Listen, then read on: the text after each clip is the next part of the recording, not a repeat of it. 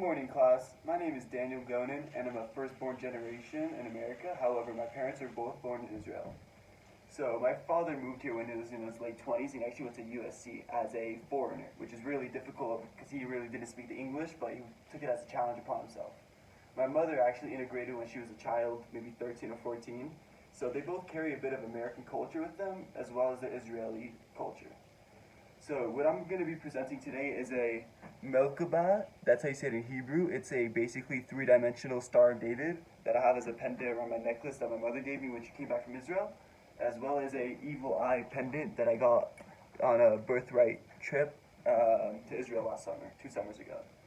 So the main thing about the Merkabah, the Star of David, is that it holds 2 triangles which create a hexagon. In this hexagon, it has 7 points, and it's been held to have mystical things in the Torah and other readings.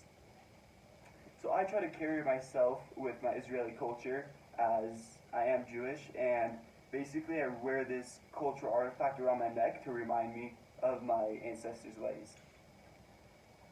With the evil eye pendant, I'm not too sure about it, but it's been linked in many religions, not only Judaism, but as well as Islamic and Christian, and basically it holds a mystical symbol of a spirit that will watch out for you and keep the evil spirits away. I'm not too sure, but that's just what I've heard. And basically the main thing I like about the Star of David is the representation it has with Judaism and Israel itself. So during the Holocaust, people would actually have to wear a strap of a Star of David around their shoulder or arm to show that they were Jewish. And this was their idea to mark, but honestly I just saw it as them being able to represent their culture. And as you can see on the Israeli flag, it is actually a Star of David with blue and white. So Israel tries to integrate the Star of David into their artifacts often when they get the chance.